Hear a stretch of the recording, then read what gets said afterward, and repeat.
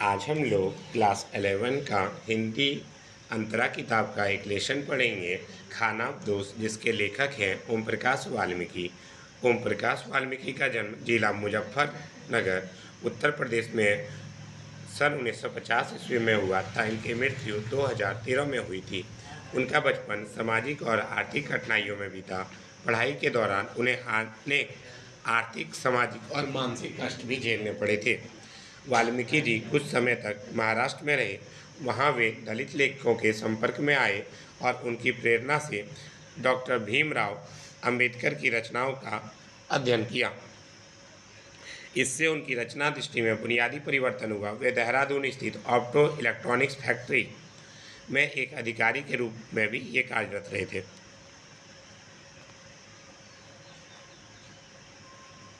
बाद में वे सेवानिवृत्त हो गए। सन 2013 में अस्वस्थ हो गए और दिल्ली में उन्होंने अंतिम सांस ली। तो ये भी आपको डेट याद रखना है कि उनकी मृत्यु कहाँ हुई है। दिल्ली में हुई थी। कब हुई थी? 2013 में। हिंदी में दलित साहित्य के विकास में ओम प्रकाश वाल्मीकि की महत्वपूर्ण भूमिका है। उन्होंने अपने लेखन में जातीय अपमान और उत्पीड़न का जीवंत वर्णन किया है। भारतीय समाज के कई अनछुए पहलुओं को पाठक के समक्ष प्रस्तुत किया है। वे मानते हैं कि दलित ही दलित की पीड़ा को बेहतर ढंग से समझ सकता है, वही उस अनुभव की प्रामाणिक अभिव्यक्ति कर सकता है। उन्होंने सृजनात्मक साहित्य के साथ साथ आलोचनात्मक लेखन भी किया है। उनकी भाषा सहज, तथ्यपरक और आवेगमयी है। उसमें व्यंग का गहरा पुट भी दिखता है। नाटकों के अभिनय और निर्देशन में उनकी रुचि है। अपनी आत्मकथा जूठन के कारण उन्हें हिंदी साहित्य में पहचान और प्रतिष्ठा भी मिली थी। जूठन में उन्होंने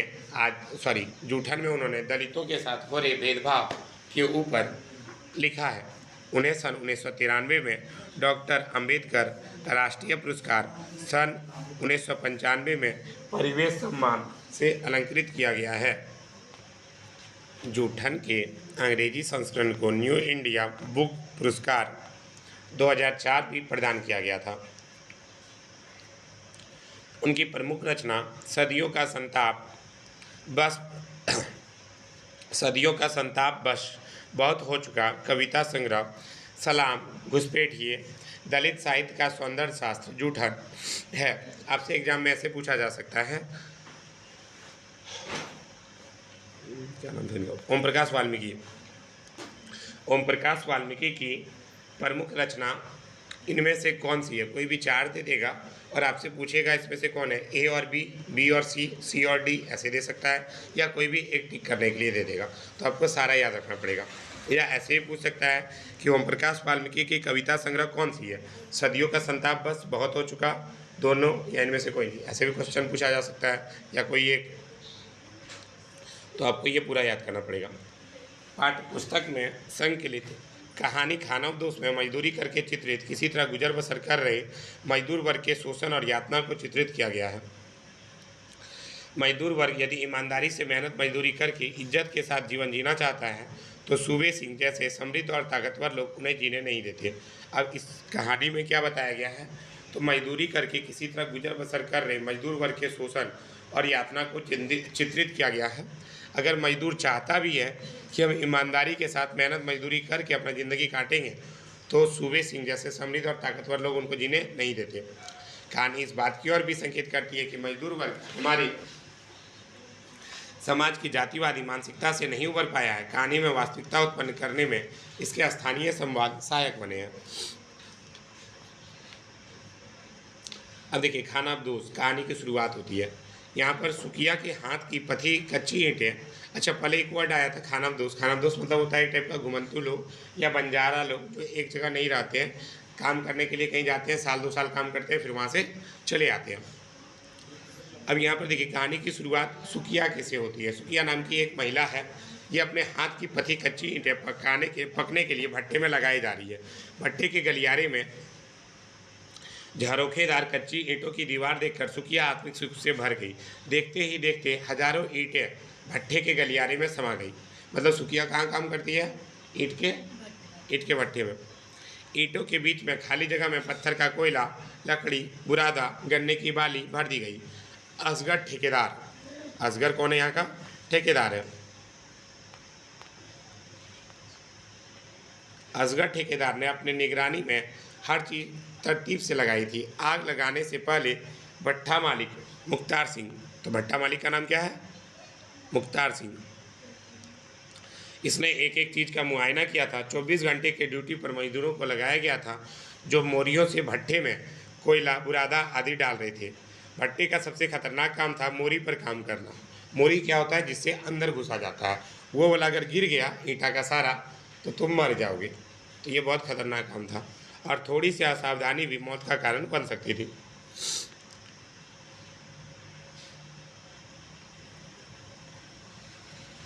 तो क्वेश्चन में पूछा जा सकता है एग्जाम में, भट्टे का सबसे खतरनाक काम क्या था? मोरी पर काम करना। मोरी मतलब दरवाज़ा, जो अंदर घुसते हैं। वहाँ दरवाज़ा नहीं रहता, मैं आपको समझाने के लिए दरवाज़ा बोल रहा हूँ। भट्टे की चिमनी धुआं उगलने लगी थी या धुआं मीलों दूर से दिखाई पड़ जाता था। हरी भरी खेतों के बीच गहरे मटमैले रंग का यह भट्ठा एक धब्बे जैसा दिखाई दे पड़ता था। यानी कि अगर पूछा जाए कि भट्ठा कहाँ पे था, तो हरी भरे खेत के बीच में था। मानो और सुखिया महीना भर पहले इस भट्टे पर आए थे दिहाड़ी मजदूर बनकर। अब देखो नाम ले रहा है साथ साथ, मानो और सुखिया, मतलब दोनों क्या होगा? पति पत्नी होगा, एक के साथ ही काम करने आया है।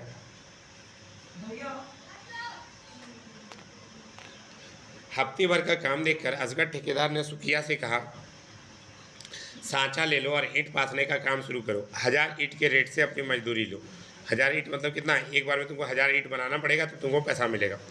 भट्टे पर कितने मजदूर काम करते थे? भट्टे पर 30 मजदूर थे जो सब कोई वही काम करते थे। अब कह रहा है और भट्ठा मालिक मुख्तार सिंह, भट्ठा मालिक कौन था? मुख्तार सिंह और असगर ठेकेदार सांझ होते ही शहर लौट जाते। शहर से दूर दिन भर की गहमा गहमी के बाद यह भट्ठा अंधेरे की गोद में समा जाता। एक कतार में बनी छोटी छोटी झोपड़ियों में टिमटिमाती डिबरियाँ भी इस अंधेरे से लड़ नहीं पाती थी। दड़बे नुमा झोपड़ी, दड़बे नुमा क्यों बोला गया? कि मुर्गी को रखा जाता है उसको दड़बा कहा जाता है। तो दड़बे नुमा मतलब एकदम तुम खड़ा नहीं सकते झोपड़ी में, इतना छोटा झोपड़ी है। झुक करके घुसना पड़ता था, झुके झुके ही बाहर आना पड़ता था। भट्टे का काम खत्म होते ही औरतें चूल्हा चौका संभाल लेती। औरत लोग क्या करती? चूल्हा चौका में बनाना शुरू कर देती। खाने भर के लिए चूल्हा चौका था। ईंट को जोड़कर बनाए गए चूल्हे में जलती लकड़ियाँ की चिटपिट जैसी मन में पसरी दुश्चिंता और तकलीफों की प्रतिध्वनियाँ थी। जहाँ सब कुछ अनिश्चित था, मानो अभी तक इस भट्टे की ज़िंदगी से तालमेल नहीं बैठा पाई हो। बस सुखिया की जिद के सामने वह कमज़ोर पड़ गई थी। सांझ होते ही सारा मोहल्ला भाएँ भाएँ करने लगता। दिन भर के थके हारे मजदूर भी अपने अपने दड़बों में घुस जाते थे। जैसे समुच्चा जंगल, सांप बिच्छू का डर लगा रहता। अब नॉर्मल बात है, जंगल में घर टाइप का बना है, खेत के पास ईंटा का काम होता है तो वहाँ सांप बिच्छू तो रहेगा ही। जैसे समुच्चा जंगल झोपड़ी के दरवाजे पर आकर खड़ा हो गया। ऐसे माहौल में मानो का जी घबराने लगता, लेकिन करे भी तो क्या? ना जाने कितनी बार सुखिया से कहा था मानो ने, अपने देश की सूखी रोटी भी प्रदेश के पकवान से अच्छी होती है। ये लाइन बहुत इंपॉर्टेंट है। किसने कहा था कि अपने देश की सूखी रोटी भी प्रदेश के पकवान से अच्छी होती है? मानो ने कहा।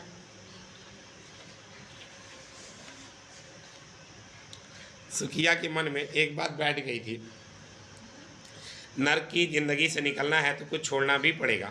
मानो कि हर बात का एक ही जवाब था उसके पास, बड़े बूढ़े कहा करे है, आदमी की औकात घर से बाहर कदम रखने पर ही पता चले है। कौन जवाब देता था हमेशा? सुखिया। घर में तो चूहा भी सुरमा बना रहे हैं, कांधे पर यूं लंबा लठ रख के चलने वाले चौधरी शहर में सरकारी अफसर के आगे सीधे खड़े न हो सके थे। बूढ़ी बकरियों की तरह मिमियाते हैं और गांव में किसी गरीब आदमी को भी आदमी भी न समझे है।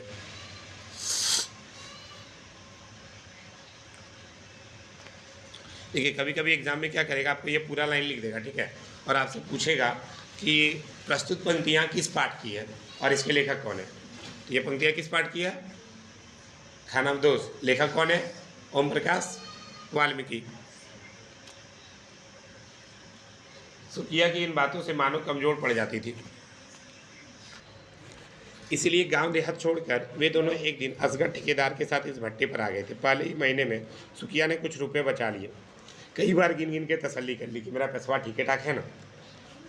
कौन बचा लिया था पैसा? सुखिया, मतलब कमा लिया था। और धोती की गांठ में बांधकर अंटी में खोस लिए। रुपए देखकर मानो भी खुश हो गई। उसे लगने लगा कि वो अपनी जिंदगी के ढर्रे को बदल लेगा।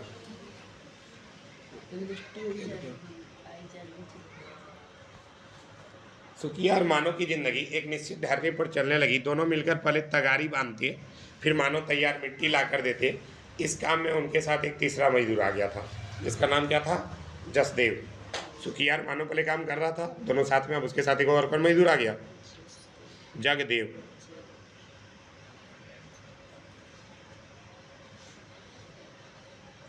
यह छोटी उम्र का लड़का था। असगर ठेकेदार ने उसे भी उनके साथ काम पर लगा दिया था। किसको? जसदेव को। अब कह रहा है असगर ठेकेदार ने भी जब उनके साथ काम पर लगा दिया, इससे काम में गति आ गई थी। अब 3 आदमी मिलकर के काम कर रहा था तो ईंटा पाथने काम जल्दी जल्दी हो रहा था। मानो भी अब फुर्ती से सांचे में ईंट डालने लगी थी। आप लोग देखे होंगे, छोटा सा लकड़ी का कठौता होता है, उसी में क्या होता है, मिट्टी डालना पड़ता है, और मिट्टी डाल करके पैक कर दो, जिससे उनकी दिहाड़ी बढ़ गई थी। अब देखो, ईंटा अगर तुम जल्दी जल्दी थापोगे, पार लोगे, तो तुम्हारा नॉर्मल सा बात है, दिहाड़ी क्या होगा, बढ़ जाएगा। उस रोज मालिक मुख्तार सिंह की जगह उसका बेटा सूबे सिंह भट्टे पर आया था। इसका बेटा का नाम क्या है? सूबे सिंह। किसका बेटा है ये? मालिक मुख्तार सिंह का बेटा। अब देखो, इसका अगर बेटा है, ये तो अभी जवान होगा। अब इसका नज़र पड़ जाता है किसके ऊपर? सुखिया के ऊपर। मालिक कुछ दिन के लिए बाहर चले गए थे। उनकी गैरहाजिरी में सूबे सिंह का रौब दौब भट्टे का माहौल ही बदल देता था। इन दिनों में असगर ठेकेदार भी भीगी बिल्ली बन जाता था। असगर ठेकेदार का भी उतना नहीं चलता था। दफ्तर के बाहर एक अर्दली की ड्यूटी लग जाती थी उसको, कि दफ्तर के बाहर तुम बैठल रहो, कुर्सी पर उकड़ू बैठकर दिन भर बीड़ी पीता, आने जाने वाले पर निगरानी रखता। उसकी इजाज़त के बगैर कोई अंदर नहीं जा सकता था। एक रोज़ सूबे सिंह की नज़र किसनी पर पड़ गई। सुखिया पे बाद में पड़ी है, पहले क्या पड़ी है? किसनी के ऊपर पड़ गई है। किसनी कौन है? उसी के यहाँ काम करने वाली एक महिला है, जिसका नाम क्या है? किसनी।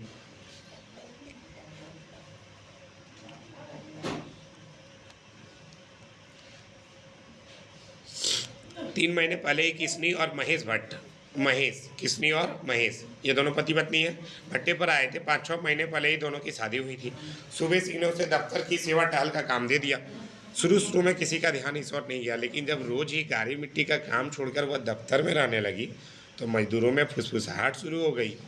तीसरे दिन जब मजदूर काम शुरू करने के लिए झोपड़ी से बाहर निकल रहे थे तो किसनी हैंडपंप के नीचे खुले में बैठकर साबुन से रगड़ रगड़ कर नहा रही थी। भट्टे पर साबुन किसी के पास नहीं था। मतलब साबुन कौन दिया था? सुबह सिंह दिया होगा। किसको? किसनी को। क्योंकि वहाँ नॉर्मली लोग किससे नहाते थे? मिट्टी रगड़ रगड़ के नहाते थे या बालू रगड़ के नहाते थे। साबुन और उससे उठते झाग पर सबकी नज़र पड़ गई, लेकिन बोला कोई कुछ भी नहीं था। सभी की आंखों में शंकाओं के गहरे कादले बादल घिर आए थे। कानाफूसी शुरू हो गई थी। कानाफूसी भी हल्के हल्के शुरू हो गई थी। तो ये ध्यान रखिएगा। कौन गारे मिट्टी का काम छोड़ करके दफ्तर में रहने लगी थी? किसनी।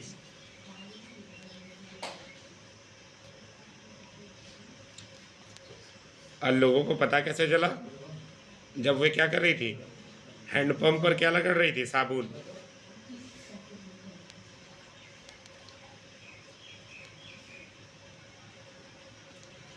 महेश गुमसुम सा अलग रहने लगा था। महेश अलग क्या रहने लगा? उसकी पत्नी अब कहाँ रहने लगी थी? सूबे सिंह के पास। सांवले रंग की भरे पूरे जिस्म की किसनी का व्यवहार महेश के लिए दुखदायी हो रहा था। वह दिन भर दफ्तर में घुसी रहती। उसकी खिलखिलाहटें दफ्तर से बाहर तक सुनाई पड़ रही थी। देखो, महेश की पत्नी किसनी जो थी वह अब सूबे सिंह के दफ्तर में काम करने लगी थी और उसका खिलखिलाहट जो है दफ्तर से बाहर सुनाई पड़ने लगा था। महेश ने उसे समझाने की कोशिश की थी, लेकिन वह जिस राह पर चल पड़ी थी वहाँ से लौटना बड़ा मुश्किल काम था। भट्टे की ज़िंदगी भी अजीब थी। गांव बस्ती का माहौल बन रहा था। झोपड़ी के बाहर जलते चूहे और पकते खाने की मांग से भट्टे की नीरस जिंदगी में कुछ देर के लिए सही ताजगी का एहसास होता था। किसको देख करके? खाना को देख करके। ज़्यादातर लोग रोटी के साथ गुड़ या फिर लाल मिर्च की चटनी खाते थे। गुड़ या फिर लाल मिर्च की चटनी, और दाल सब्जी तो कभी कभार ही बनती थी। शाम होते ही हैंडपंप पर भीड़ लग जाती थी और जिस पर चिपकी मिट्टी को जितना उतारने की कोशिश करो वह उतना ही भीतर जाती। नस नस में कच्ची मिट्टी की महक बस गई थी। इस महक से अलग भट्टे का कोई अस्तित्व नहीं था। किसनी और सूबे सिंह की कहानी अब काफ़ी आगे बढ़ गई थी। सूबे सिंह के अर्दली ने महेश को नशे की लत डाल दी थी। अब नॉर्मल बात है, महेश की पत्नी अगर वहाँ रहेगी तो सूबे सिंह का मन खराब हो गया था और जिसके कारण वह नशा करके महेश झोपड़ी में ही पड़ा रहता था। किसनी के पास एक ट्रांजिस्टर भी आ गया था जिससे सुबह शाम भट्टे की खामोशी में ट्रांजिस्टर की आवाज़ गूंजने लगती। ट्रांजिस्टर वह इतने ज़ोर से बजाती कि भट्टे का वातावरण फिल्मी गानों की आवाज़ से गमक उठता और शांत माहौल में संगीत लहरियों ने खनक पैदा कर दी थी।